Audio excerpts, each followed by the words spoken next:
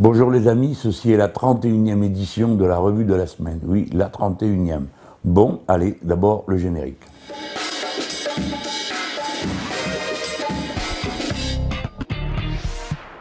Ce matin, j'ai pris le train pour aller à Marseille et quelqu'un est venu vers moi et m'a dit « Tenez, je vous offre ça. C'est un jeu de cartes. C'est une société de Montpellier qui édite ça. Ça s'appelle BioViva et c'est un jeu de cartes. Plus ou moins compliqué suivant le jeu, là c'est assez simple, ça s'appelle Défi Nature et ça met en jeu la connaissance d'animaux extraordinaires. Voilà. Bon, ça m'a bien plu de regarder ces cartes et je me suis dit que quelqu'un qui avait eu le culot de venir comme ça, en 3 mots, me dire voilà, je vous offre ça, regardez si vous avez le temps, etc., ça méritait un encouragement et donc c'est ce que je suis en train de faire en ce moment. Voilà, regardez cette drôle de bestiole qui est là, avec ses yeux tout orange qu'elle a. Bon, l'autre chose maintenant. Je vous parle de l'élection qui va avoir lieu le 11 et le 18 juin, l'élection pour les députés. Bon, c'est pas la peine que je me répète, c'est une élection importante parce que les députés ont du pouvoir dans la Ve République, ceux qui votent le budget, ceux qui votent le budget de la sécurité sociale, ils votent les lois, ils peuvent voter une censure, c'est très important ça. C'est-à-dire qu'ils peuvent renverser un gouvernement. Donc ça a du poids en plus du fait qu'ils votent en général tout ce qui peut organiser la vie du pays. Mais là, on a affaire à une situation qui est assez nouvelle. La première raison, c'est que les deux partis traditionnels de la Ve République se sont effondrés et visiblement n'arrivent pas à remonter sur le cheval. C'est vrai pour les Républicains et c'est encore plus vrai pour le Parti Socialiste. Et ce qu'il reste de candidats de ces deux partis, personne n'est capable de dire s'ils ont l'intention vraiment d'être distincts de tous les autres, c'est-à-dire de jouer un rôle particulier, ou s'ils ne vont pas devenir massivement acquis au chef de l'État. Pour les Républicains, c'est clair, on voit le nombre de membres des Républicains qui disent « mais oui, on va être constructif » ou je ne sais pas quoi, enfin vous avez tous compris. Pour le Parti Socialiste, on avait une déclaration de Jean-Christophe Cambadélis, mais maintenant c'est le chef de la campagne des élections législatives et le patron réel du groupe socialiste, c'est M. Cazeneuve, justement, qui dit je souhaite que pour l'équilibre de la vie du pays, nous formions une coalition avec M. Macron dans laquelle chacun serait respecté. Il a déclaré ça à RTL. C'est de première importance. Ça veut dire que tous ceux qui vont voter pour un candidat PS ne savent pas s'ils votent pour un candidat PS à l'ancienne, ou s'ils votent pour un nouvel allié de M. Macron. Bon, ça, c'est la première partie de l'affaire. Mais elle n'est pas aussi importante que l'autre aspect que je veux maintenant souligner, c'est la méthode avec laquelle travaille M. Macron. Et comment, après qu'on ait eu droit à des jours et des jours d'apologie absolument ridicule de sa personne, un culte de la personnalité inouïe, qui n'est pas de son fait, attention, c'est le fait d'une petite caste médiatique. Je suppose que tous ces gens essayent de se placer, parce qu'ils savent que leur patron, au fond, il n'y a que 9 personnes qui possèdent quasiment tous les médias du pays, 90%, comme ils pensent que leur patron est proche de Macron, alors ils font du zèle. Je ne vois pas d'autre explication à de telles séances d'hystérie apologétique que celles qu'on a vues à la télé ou qu'on lit dans la presse écrite, c'est encore plus pitoyable. Bon, quand vous lisez, il est parfait, ou c'est un coup de génie, un coup de maître, bon, tout ça est totalement disproportionné. Le résultat va sans doute être assez lamentable, c'est que lui pourrait finir par croire à la fin qu'il peut faire tout ce qu'il veut, y compris marcher sur les eaux. Bon, la phrase, vous savez, où il a dit qu'il était jupitérien. Alors il y a un proverbe latin qui dit « Jupiter rend fou ce qu'il veut perdre ». Alors si vous prenez vous-même pour Jupiter, c'est que ça a assez mal commencé cette affaire. Mais là, nous sommes à quelques jours, regardez bien, du premier tour. Donc à un moment où les gens vont aller voter. Avant ça, on a eu droit à cette déferlante d'apologie. Et il faut attendre le lundi, en plein pont, en pleine vacances, pour que, heureusement, un journal, Le Parisien aujourd'hui en France, sort l'essentiel des documents sur les futures ordonnances sur le Code du travail. Et tout le monde est consterné, parce que ce n'étaient pas les questions qu'avait soulevées jusqu'à présent M. Macron qui sont mis à l'ordre du jour, mais pratiquement toutes les questions qui concernent l'organisation de la vie du travail. Il faut bien vous rendre compte de ce que ça veut dire. Il y a 18 millions de personnes qui relèvent du Code du travail. 18 millions de personnes vont voir leur situation juridique au travail changer du tout au tout. Pourquoi ? Le contrat de travail, notamment y compris le CDI, dans l'entreprise pourrait être renégocié. Le contrat tout court, pour ceux qui arrivent, pourra être négocié. Et dedans, on pourra y mettre des clauses de licenciement qui ne sont pas celles que prévoit le Code du travail aujourd'hui. Aujourd'hui, il ne faut pas croire qu'on licencie les gens comme ça. Soit c'est parce qu'il y a une raison économique, et ça doit être reconnu, soit parce qu'il y a une faute de l'employé. Mais il faut que ça soit reconnu. C'est tout. Là, on va pouvoir mettre autant qu'on voudra. Baisse de l'activité, inaptitude à l'évolution du poste du travail, etc., etc. Et tout ça sera, comme ils disent, de gré à gré. C'est pour ça que j'ai dit que c'était le retour au 19e siècle. Parce qu'avant le Code du travail, qui lui date du début du 20e siècle, tout se réglait de gré à gré. On signait un papier, et puis bon, les conditions du contrat pouvaient changer, c'était prévu dans le contrat. C'est ça qu'ils veulent faire.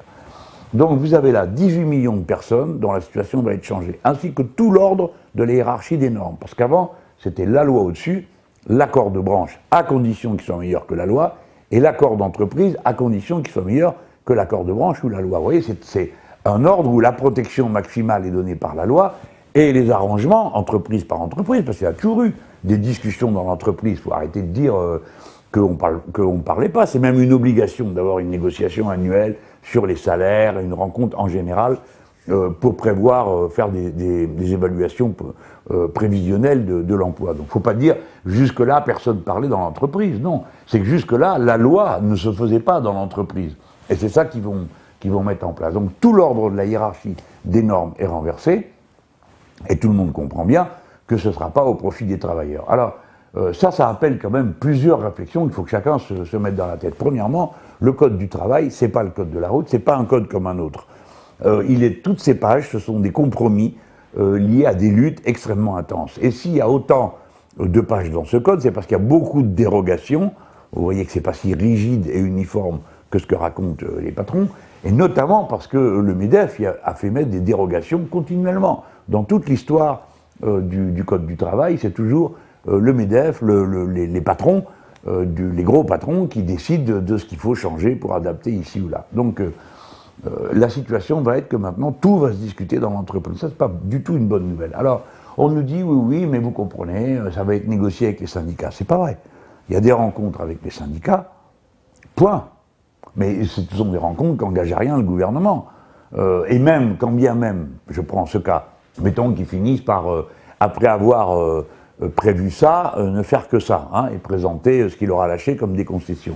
Alors on pourra dire tel ou tel syndicat signe. Mais je vous demande d'y réfléchir. C'est quand même un coup d'État. Mais bien sûr, un coup d'État social. Pourquoi ? Parce que là, on aura eu le gouvernement avec ses ordonnances, qui prétend avoir discuté avec les syndicats. Mais quand bien même aurait-il discuté avec les syndicats, la loi dans ce pays, elle ne se fait pas entre le gouvernement et les corporations, le patronat, les syndicats ouvriers, etc. Non, il y a la société elle-même qui a des droits, la société tout entière. Et la société tout entière, où est-ce qu'elle est représentée ? Au Parlement.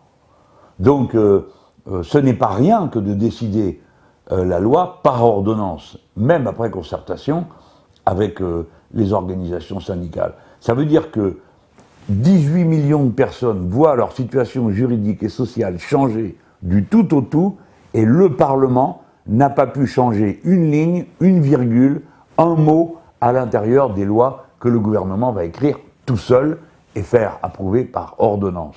Donc il faut mesurer la violence d'un coup pareil. Et c'est extrêmement autoritaire comme méthode. C'est pour ça que je parle de coup d'État social. Alors, on pourrait dire, c'est quand même curieux, il s'énerve que sur la question du droit du travail.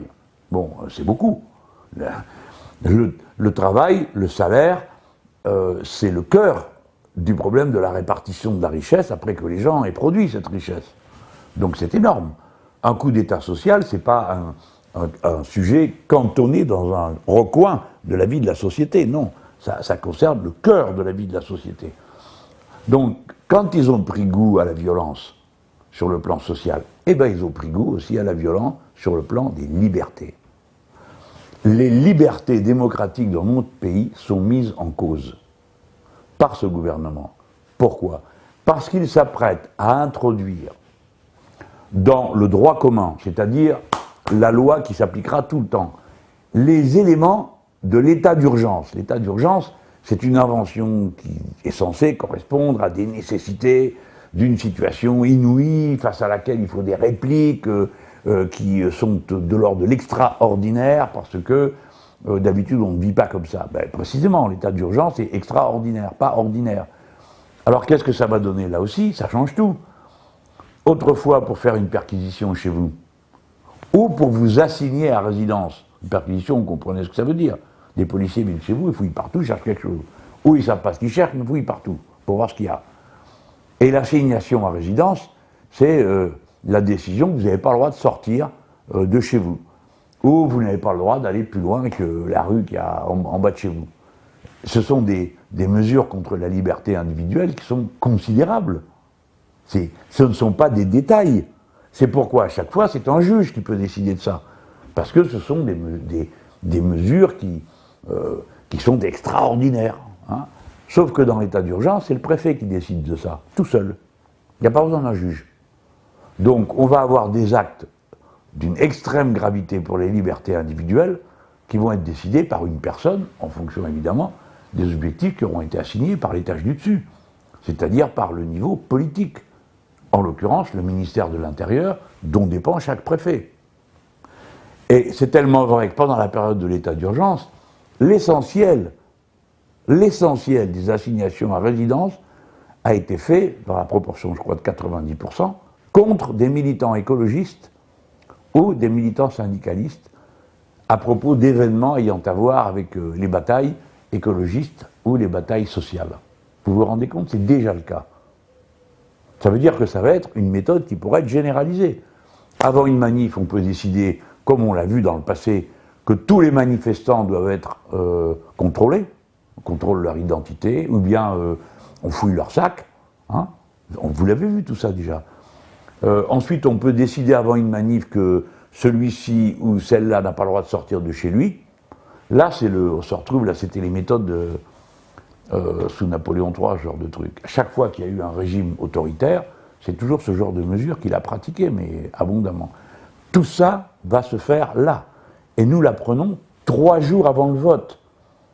S'il n'y avait pas le journal Le Parisien, on ne savait pas ce qu'il y avait dans les documents sur le Code du travail. S'il n'y avait pas le journal Le Monde, on ne saurait pas ce qu'il prévoit sur l'état d'urgence. Et j'aime mieux vous dire que les journalistes, ça les fait réfléchir, parce que dans l'état d'urgence, il y a toutes sortes de protections qui concernent les sources de l'information pour les journalistes, leur possibilité d'enquêter, tout ça, dans l'état d'urgence, c'est soumis à contrôle. Donc, 3 jours avant le vote, on apprend que les dispositions de l'état d'urgence vont passer dans le droit commun. Donc, vous voyez la méthode qui a été celle du gouvernement. Après l'article du Parisien, j'ai dit, il faut donner tous vos textes. Dites ce que vous vous préparez à faire, parce que c'est une honte, on va voter dans 4 jours, et on ne sait pas ce que vous êtes en train de préparer.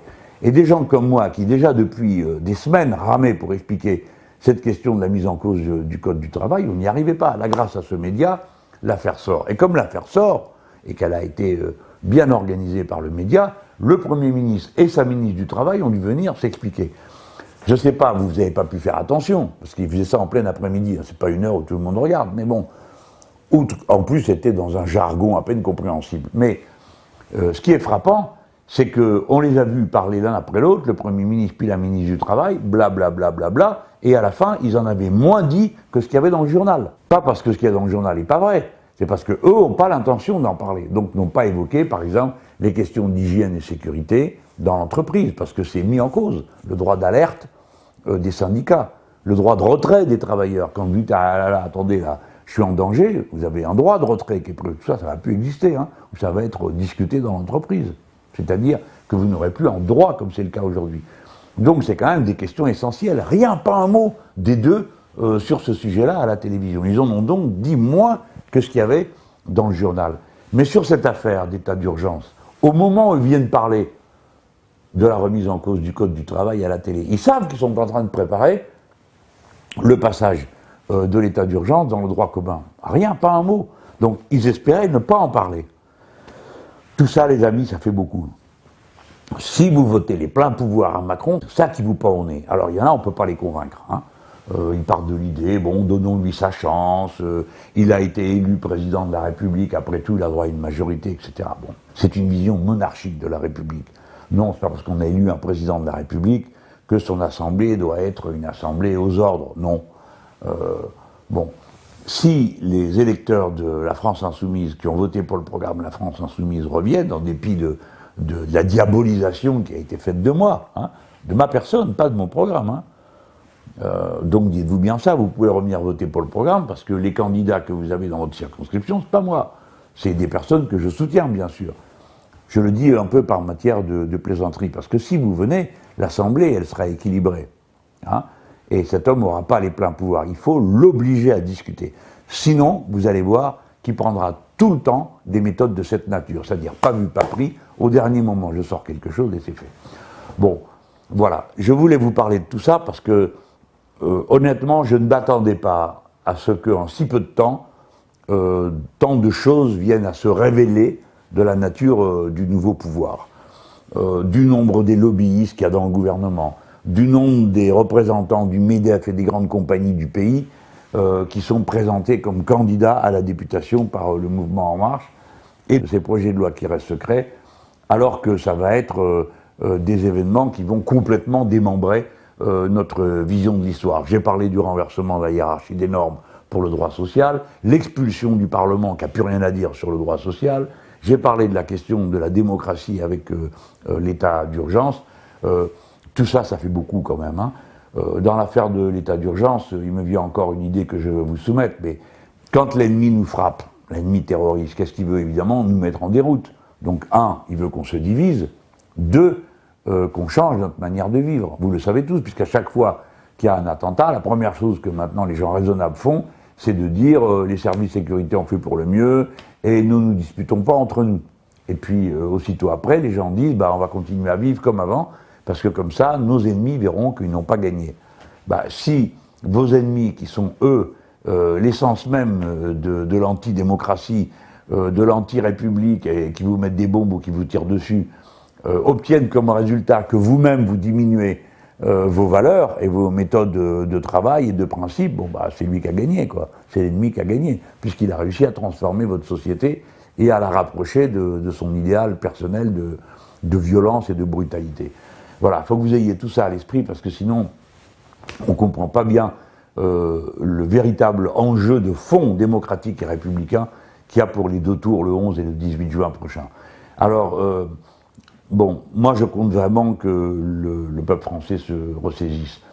J'étais content de voir les jours derniers là, que au moins les sondages aussi nous redonnaient à la remontée, parce qu'il y a des gens qui comprennent que la première mobilisation contre la destruction du Code du travail, c'est la mobilisation électorale de ces 15 jours-là. Les gens, si vous le faites, vous allez vous épargner des heures de manif et des heures de grève. Donc vraiment, on compte sur vous.